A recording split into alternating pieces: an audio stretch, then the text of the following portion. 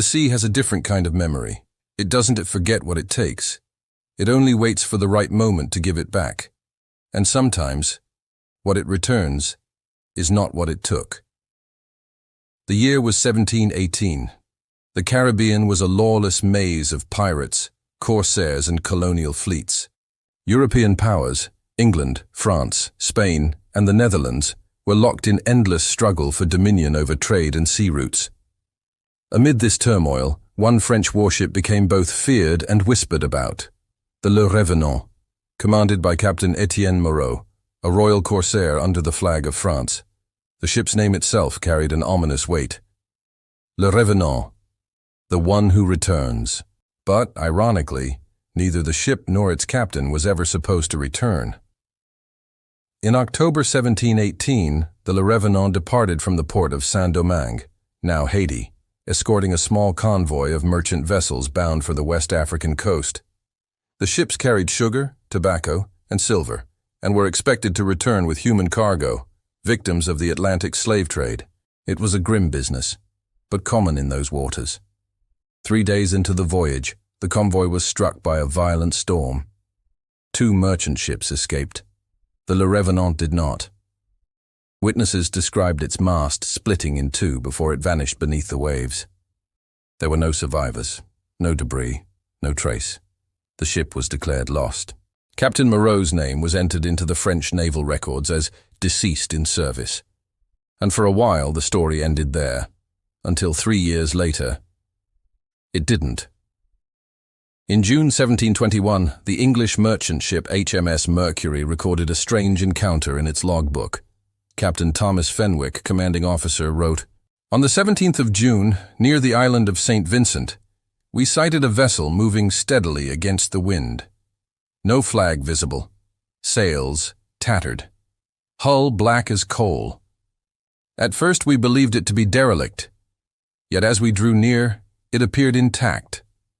And upon the hull, painted in white letters, we read the name clearly, Le Revenant."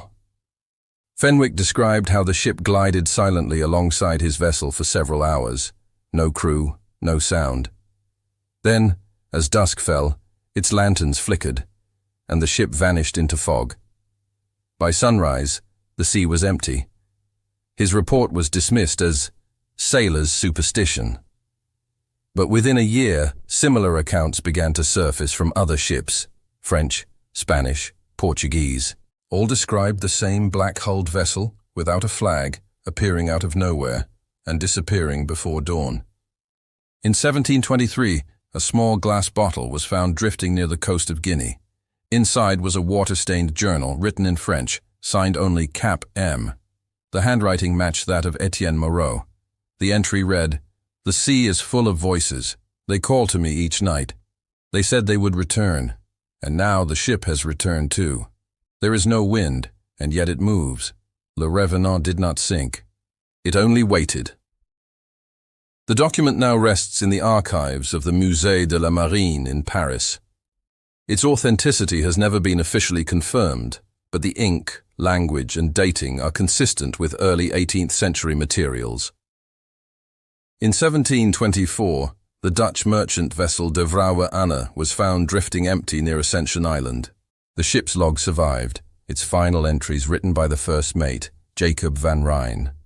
September 11th, we saw a ship approaching, black sails moving against the wind. The captain ordered a change of course, but it followed us closely. When it crossed our bow, the sea turned still as glass. No sound, no wave. Then a voice, not human. It said, "Le Revenant always returns." 3 days later, the De Vrouwe Anne vanished. When it was found, the hull was intact, the food untouched. But every person aboard was gone. In 1727, the French Admiralty authorized an expedition to locate the Le Revenant. 3 ships set sail from Brest to search the area of its last known coordinates. 2 returned. The third, La Dauphine, never came back. Months later, a bottle washed ashore on the coast of Senegal. Inside was the logbook of Captain René Belot, commander of La Dauphine. His final entry read, "We have seen the ship. I swear it is whole, its lights burning. There were men on deck, unmoving, watching us. None of them moved, and one of them was Moreau. The last documented sighting of Le Revenant came in 1732 from Portuguese Captain Antonio Ferreira, sailing near Cape Verde. In his surviving diary, he wrote, "At midnight, we saw lights upon the horizon. The ship made no sound, but I heard singing, a French hymn. It passed silently and the sea went calm. When the sun rose, it was gone." Ferreira fell ill shortly after reaching port. Before dying of fever, he repeated one phrase to his crew: "It returned. The ship returned." Historians still debate the case of Le Revenant. To some, it's a tale born from fear, coincidence, and superstition. To others, it's a genuine maritime mystery, a ship caught in a moment that refuses to end. In his 2008 book, Les Revenants de l'Atlantique, French historian Jean-Paul Dufresne summarized it perfectly. Le Revenant is proof that the sea knows no death. It only repeats what it swallows, until someone finally listens.